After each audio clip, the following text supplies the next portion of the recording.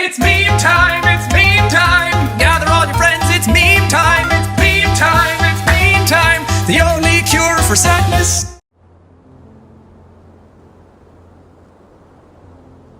Come on, serious suggestions, please. I'm not trying to write a thriller here.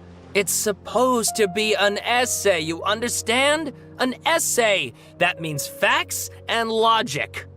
Well, if it's facts and logic you're after, you shot yourself in the foot with your choice of research topic, didn't you?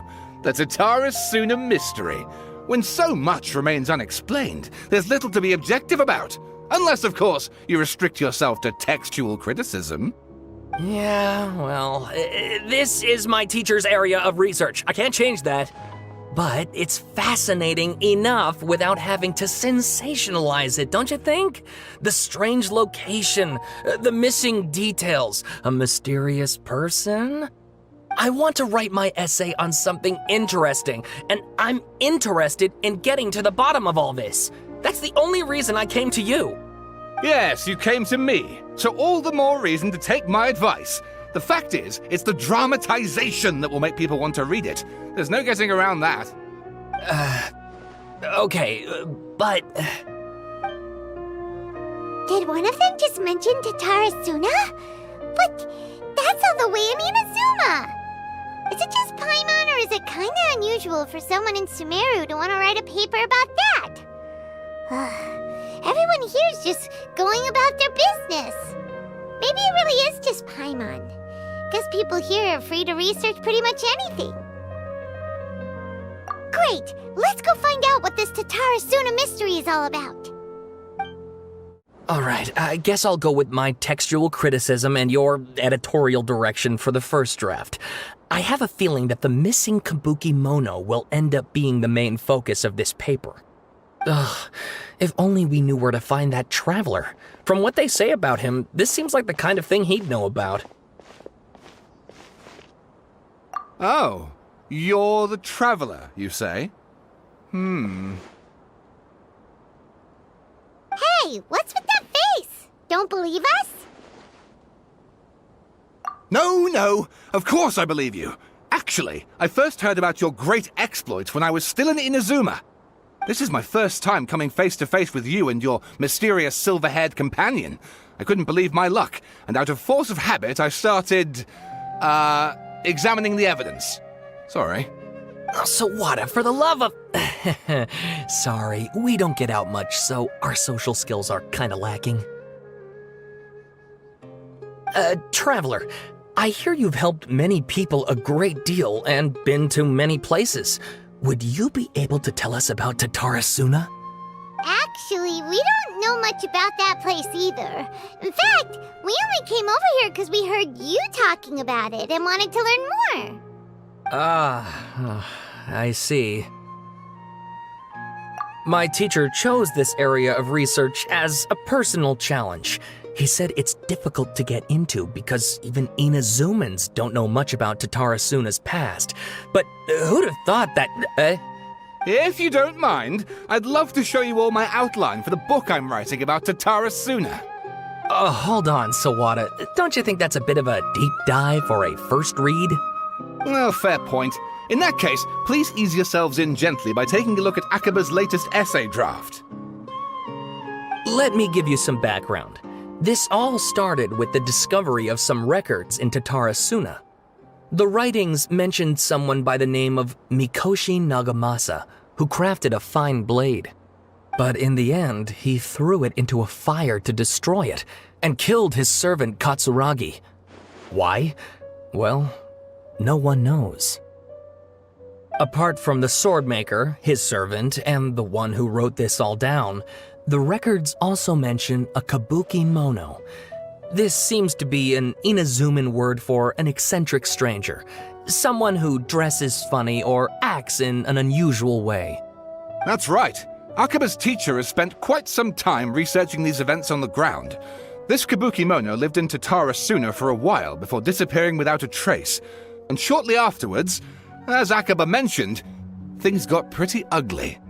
So first this strange person goes missing, then a murder happens? Seems kinda fishy to Paimon. Yes, my thoughts exactly. So I helped out too. I asked everyone I could think of if they knew anything about what happened back then. And wow! Did I get lucky! Stop shouting! This part's important. I just wanted to make it stand out. It just so happens that a friend of mine works at the government records office. He looked into it for me, and I can now confirm that all the aforementioned individuals did, in fact, live in Inazuma over 400 years ago. Even back then, Tatara Suna was already at the center of Inazuma's smelting industry. The man in charge was a government official named Niwa. Curiously enough, it seems like he went missing too.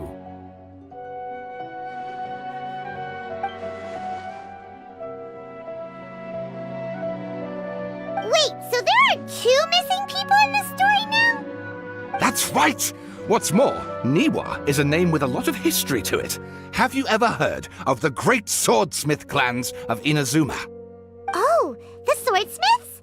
Yeah, like Ishin art and so on?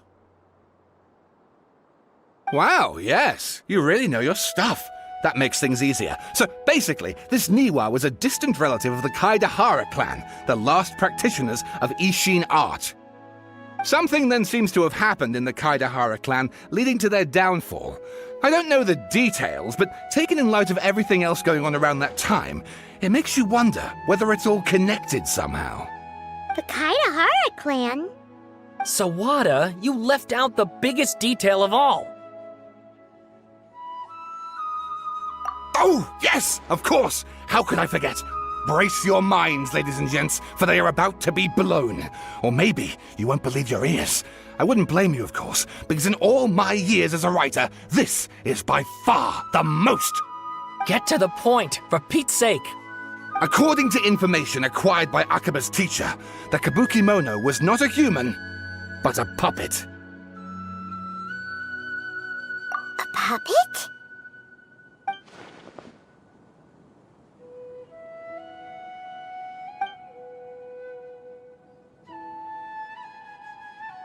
Aha! Judging by the looks on your faces, you do know something after all.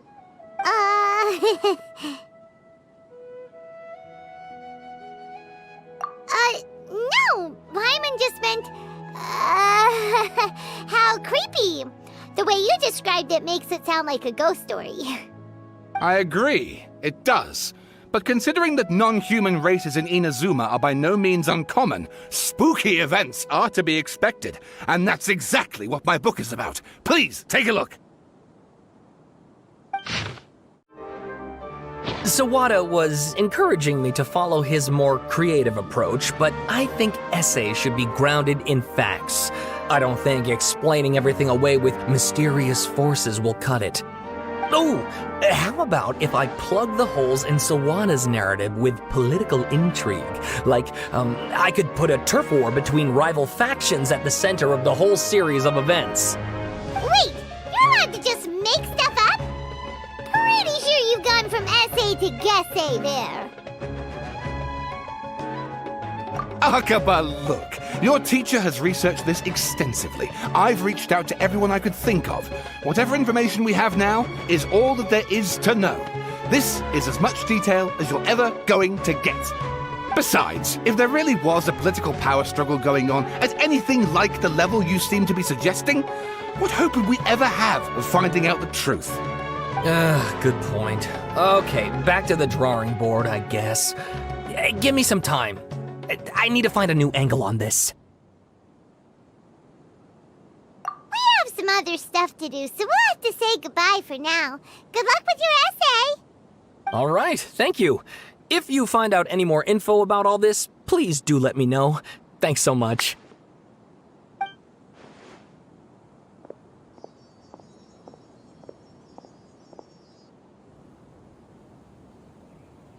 Hey, so that thing they were talking about, it has to do with the balladeer, doesn't it? Okay, then even if we did know something about it, we probably couldn't share it with them, huh? After all, we kicked his butt and got him locked up.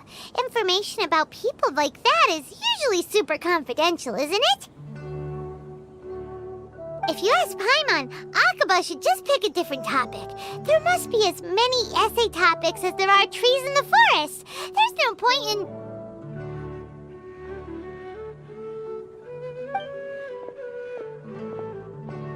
Ah! Hey, did you see that? He literally just went by, over there. It looked like... the Balladeer! No, it can't have been. He got locked up. Oh, quick, let's catch up and see.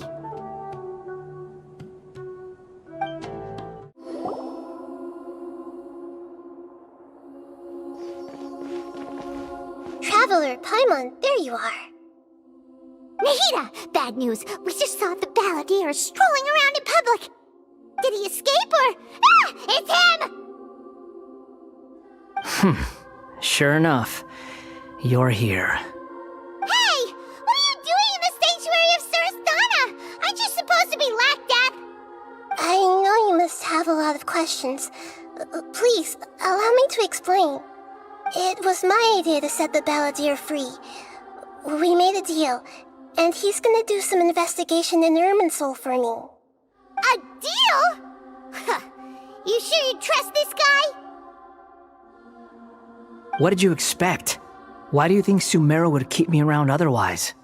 Or maybe killing me is all you can think about. But if that's the case, why haven't you done it already? Don't flatter yourself. It was... Nahida said there's still some mysteries in you to figure out.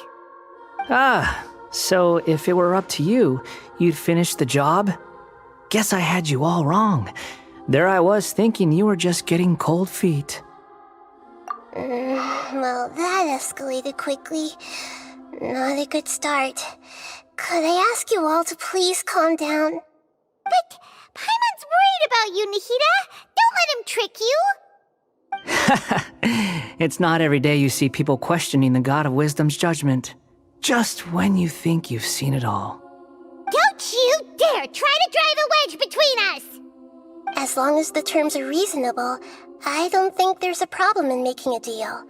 Even with the Balladeer. Well, I for one have no reason to doubt you. Considering you even struck a deal with the doctor. Yes, one in which I gained valuable information. You'll come to understand more about that in the fullness of time. The Balladeer's power was all but completely spent after your battle. He's no longer strong enough to be a strategic threat to us. That puts him in quite a precarious position. Plus, he's a former Harbinger with knowledge of many of the Fatui's sensitive secrets. Being stuck here in Sumeru could make him a sitting duck, depending on how the Fatui plan to respond. Wait a second. Former? You mean he's not a Harbinger anymore? I take no pleasure in saying this, but it seems as if the doctor had no intention of welcoming back a loser, so... Sometimes it's you using them, other times it's them using you. Most human relationships are this way. Certainly all the stable ones are. That's how it was between me and the Fatui, and also between each of the Harbingers. So as long as you have some value to offer, nobody will ever abandon you. But after recent events, even I have to admit that I'm not worth quite what I used to be. Well, if the Fatui are gonna reevaluate my utility, I need to have a backup plan for myself. As we discussed, I don't like causing harm to living beings, and you said you need protection. So, why not join forces with us? I think these two have made their objection to that idea fairly clear, don't you? And they're your friends, so I guess you'll be siding with them. Yeah, obviously! Nahida, don't listen to him! Then let's put that discussion to the side for now. We still have time. Today can be a trial run.